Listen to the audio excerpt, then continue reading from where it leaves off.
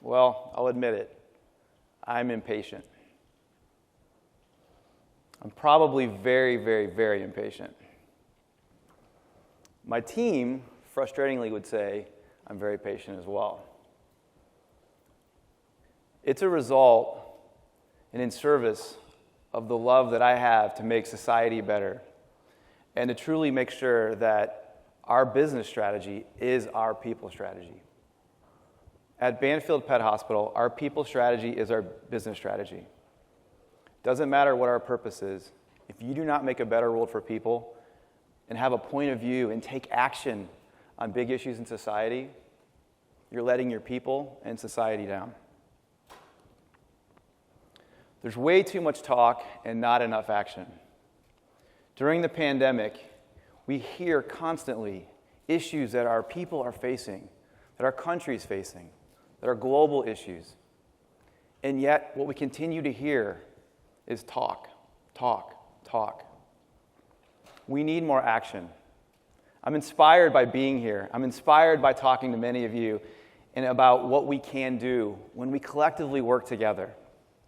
This is a daunting list, and if we choose to think of it that way, if we choose it to be an opportunity to truly make a difference in society, this becomes an opportunity, and it can become very contagious for us to be part of the solution. 2019, we finished the best year in the history of the organization. Our people strategy was the business strategy, and it was coming to life just brilliantly. We had the best retention in the history of our organization. We never talked about the financials because we wanted to connect authentically with our people. I refer to that as listening at scale. How do we truly understand what's working? What is it that you need? What tools and resources? How can we be more effective for you? And making sure that our strategic direction is being driven by the voice of our associates. Our strategy was tested. March 2020, when the pandemic hit us, we weren't sure what was going to happen, but we were sure that our people strategy was the right strategy. And while we didn't have all the answers, we knew that taking care of our associates was number one. Not laying off any associate, keeping everyone safe, but really rallying around the human-animal bond was incredibly important. We knew the pets we were an essential service. We knew that human-animal bond was so strong. So doing everything we could to keep our associates safe was the first and foremost. And then it wasn't a secret how important this bond was, because over 11 million households across the U.S. adopted a pet during the pandemic. And while that's great for business, it creates issues.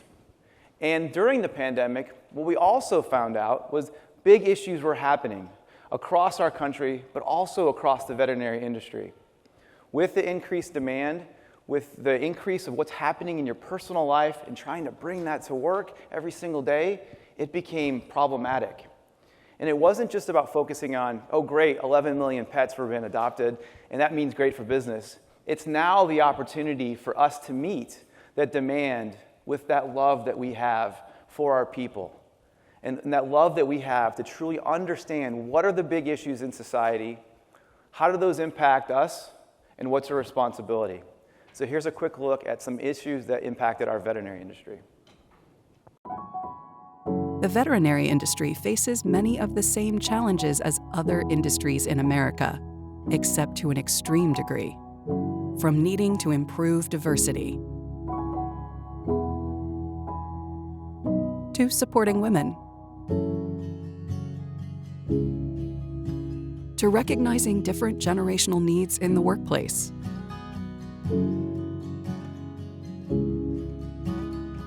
Simultaneously, the industry is facing the same mental health challenge gripping our country.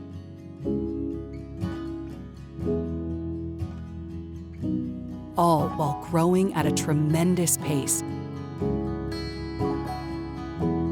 in the midst of a talent shortage. Banfield has an incredible opportunity and obligation to address these challenges and share what we learn with other industries. The human-animal bond is so strong and powerful. I have 2 cats. Their names Ashton and Kenji, and they mean the absolute world to me. Spending time at home, getting a glimpse into their lives was just so incredibly awesome and so exciting. And all of our associates sharing their experience in terms of how important pets are is just so powerful. Everyone in here who has a pet, you know exactly what I'm talking about. And that bond that we have is so important. And to be able to get those insights and take care of pets is so important. But our associates and at Banfield, and we're part of Mars Incorporated, it's something bigger than just what's in front of us. It's about truly making a difference in society and understanding what's happening. And during the pandemic, what you saw on this little video here highlighted some big issues in society. And that really led us to understand what's our responsibility about doing something about this. It highlighted those opportunities, which goes beyond the top and bottom line. It's truly in service of making a better world for our people. So when I think about when COVID happened, we all pivoted very, very quickly. I have a paradox of emotions during COVID. I was so proud to know so many friends in other organizations and other businesses that quickly did what was right for their people. They transformed their business. They saved their business. Digital transformation became the biggest buzzword. How can we pivot quickly to save our business? So the excitement, the elation was there to see people really rally in a time that was desperately needed. But then we also had another pandemic that was happening. The events around George Floyd brought a whole other level of conversation. And it left me to really ignite my impatience. Because why, when our businesses are faced with survival, can we transform our business within 6 months and brag about that? Yet we're still talking about workplace diversity, about proper workforce representation, about having teams that are reflective of the communities in which we serve. Why, when our business depends on it, we can transform and save it during a pandemic. But yet we're still talking about the lack of diversity on our teams. It's about choice. It's about choice for all of us to understand that we have the responsibility as a leader of our organization or in our organization. Our organizations have the responsibility to truly be a beacon for how leaders and companies ought to behave in society. About creating a movement and creating an invitation to be part of something bigger than ourselves. Because when we do it, we are the role models for others to follow. Why I have this impatience is really driven based on my personal values and the values of where I came from. My values are a reflection of 16-year-old Brian. 16-year-old Brian worked at Walgreens drugstores. I thought I had life figured out. I was either going to be a doctor, a lawyer, or a professional athlete. Maybe all three in some form or fashion. But that wasn't in the cards for me. 2 years later, 18, I enrolled in college. I wasn't ready. I dropped out of college. For the first time in my life, I was scared. I woke up, went to the kitchen table, buried my hands right in my head, and was crying. My mom heard me. She came out and had a conversation with me. I had no idea what I was going to do with my life. I was scared. Back then, I was probably making $6 an hour. I was going to live paycheck to paycheck. I did not know what I was going to do. That experience at Walgreens taught me a few things. One, the power of development and mentorship. Someone took me under his wing and developed me and gave me that opportunity. Sure, I had to do the work, but that sponsorship meant everything. I also learned the power of culture. No matter your role in the organization, you create the culture. I experienced an amazing culture at 16 and 18, and then towards my end of my time there, I saw a culture that was different and how that impacted people, but more specifically, how it impacted those that we served and how that impacted you at home and impacted your friends and your family and your community. And that role of the leader is so incredibly important. And I also learned about inclusion. When decisions were made and I wasn't consulted or my voice was heard, how that made me feel, or how our team felt when our voice was heard, or when decisions were made on behalf of us, and we didn't understand not even the what, but the why or the how that impacted workplace discretionary effort, but ultimately bottom line, but more importantly, just the engagement of people. So doing some work, I wanted to understand, what are my personal values? My values were shaped during the time, stocking shelves, sweeping floors, mopping bathrooms. I lead today with the impatience, but my values are curiosity, empathy, and impact. Empathy is about understanding the decisions that I make and our team makes, how it impacts the nearly 20,000 Banfield associates that are on the front lines, seeing and talking with the pets and clients every single day. Curiosity, to understand, how can I learn more from others? How can I build better connections? What are other industries doing? What is a better way? How do we change? How do we evolve? How do we always get better? And it's all in service of impact. I know my role in this world is to make a better world for people. And in order to make a better world for people, I really want to understand, what are the big issues in society? How do those issues impact our industry, our people? And what can we do differently to truly make a better world for people? So that impatience that I started off with is a result of too much talk and not enough action. And while we're focused on the intersection of pet health and societal well-being, we still have much more to do, but we're taking action, and we could all use your help as well. So here's a little highlight on some action that we're trying to do right now.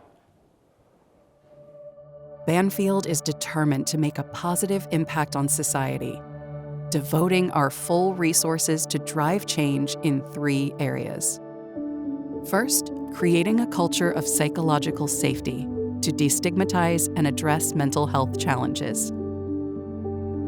Second, opening educational pathways, particularly in underrepresented communities, so our associates and aspiring veterinary professionals everywhere can realize their full potential. And third, empowering women in our workplace and allowing this essential population to thrive. We're calling the sum of this effort Band Together, a combination of high-impact initiatives, plus a series of cross-sector workshops to generate ideas and, more importantly, actions in response to these systemic challenges. More than ever, Banfield aims to be a beacon for how companies ought to behave.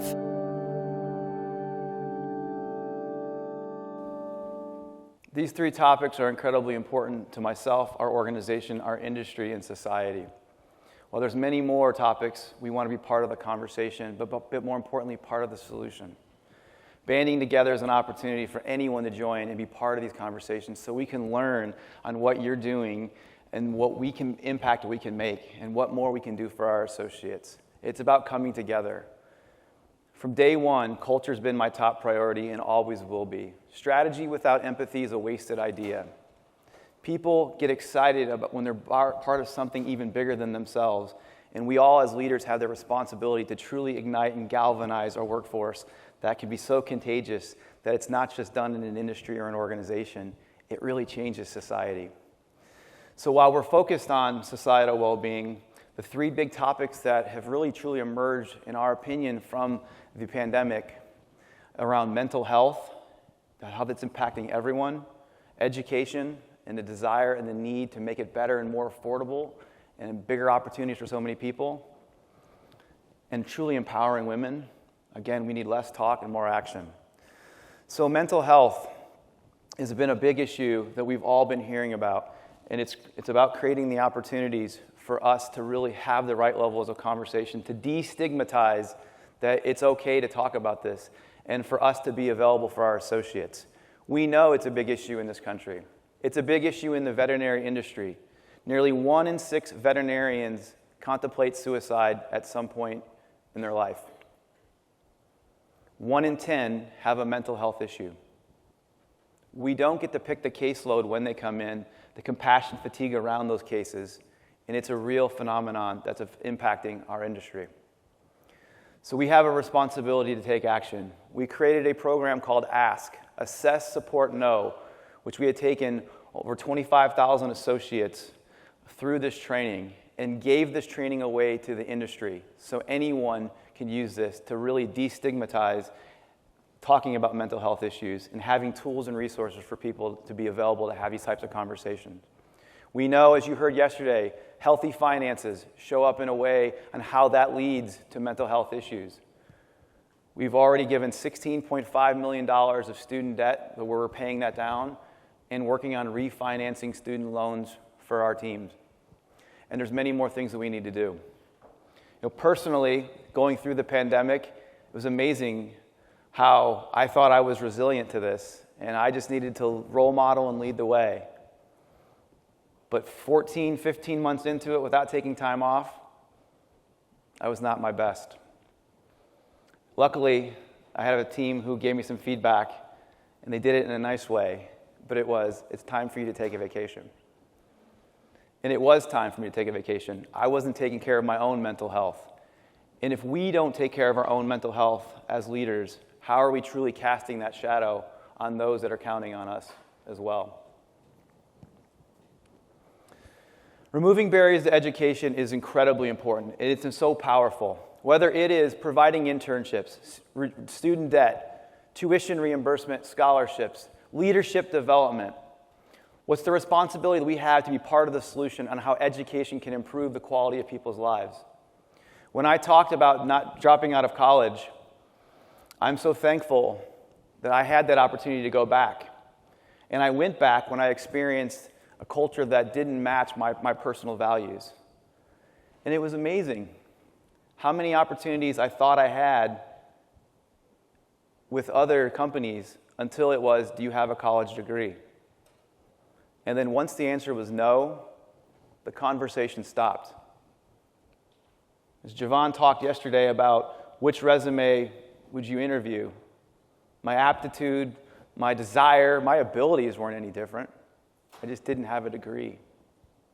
And I didn't get that interview. I was lucky enough to be able to work full-time and go to school full-time and finish my degree and gain that empowerment. Not everyone has that story.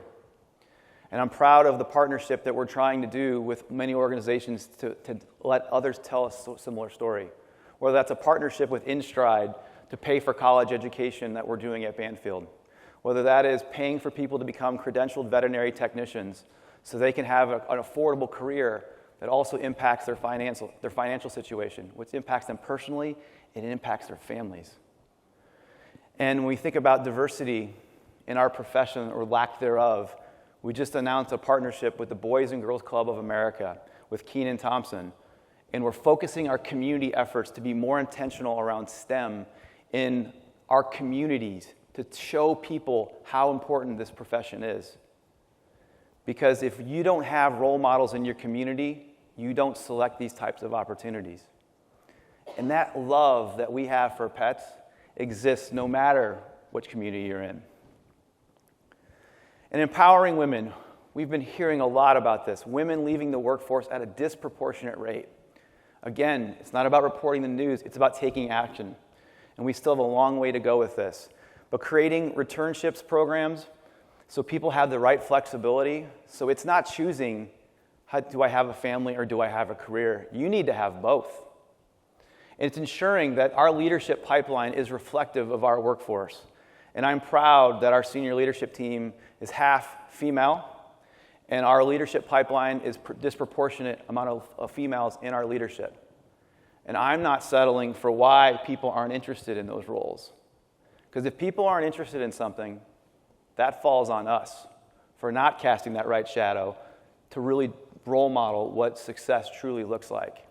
So we have a long way to go on this, but these are some actions that we're taking. And then personally, why this is important is I have a daughter who's 20 years old. And the fact that she would not have an opportunity because she's female, or there are certain fields she should go into, sickens me. I want her to follow her passion.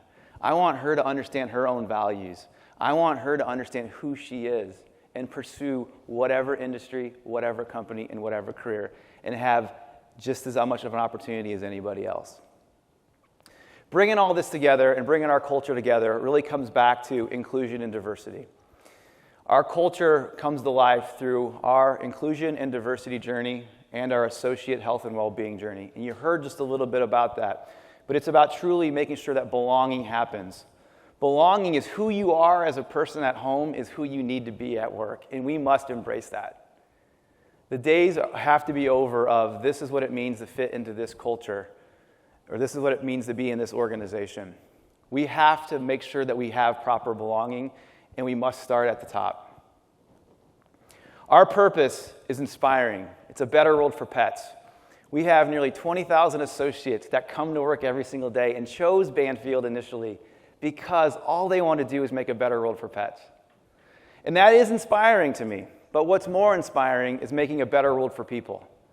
When we really focus in on equity, inclusion, and diversity, when we focus in on developing our culture and bring it to life through our associate health and well-being journey, we get to really make a better world for people. And when we do that, it makes a better world for pets. And yes, that's great for top line and bottom line.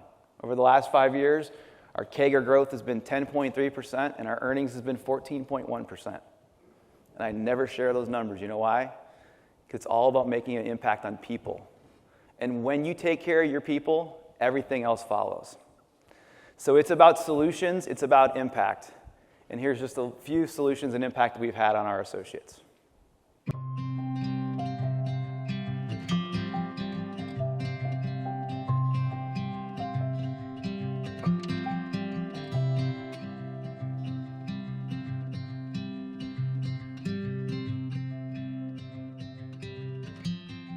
Banfield's mental health toolbox includes Ask training for suicide prevention, free access to counseling 24/7, a veterinary social worker with expertise in the industry, and free access to the Headspace app for all associates. I had a doctor say she wants to end it all. I was able to go to this doctor and say, literally, look, I know this is very personal, but I'm very concerned about you. And I want to know if you've actually thought about suicide. Do you have a plan? Those direct questions got me so much farther than tiptoeing around the issue.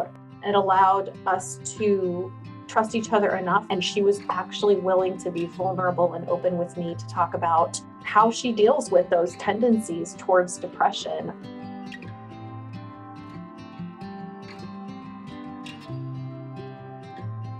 As a veterinarian, you often get saddled with substantial debt related to education.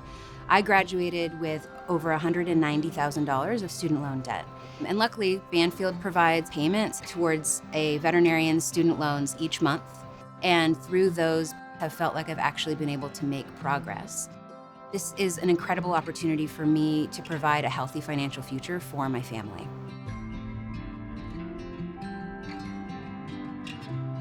I originally thought I wanted to be a veterinarian, but then kind of shifted gears.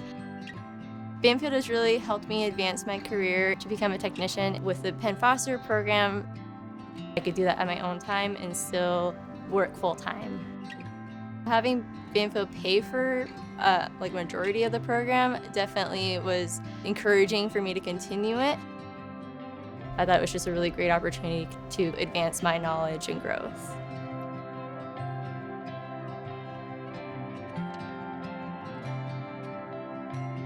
I think it's so important, given that our demographic in this industry is greater than 80% women, that we really think about how might we empower other women. I did not ever think of myself as a leader when I started my career. When I originally interviewed for my position that I'm in now, I had to tell my boss that I was pregnant and expecting my second kid, and no questions asked. How can we develop you? How can we support you? And that's really amazing. I don't want to say I was saved by Banfield, but I was really saved by Banfield. I was ready to walk away from this profession because I was so burnt out. And had I not taken a leap of faith to try something different, I may not be sitting in this chair today. And really, all of the people along the way that encouraged me, that valued me, really made the difference. And I want every single woman in this company to have that same experience and that same perspective that I do.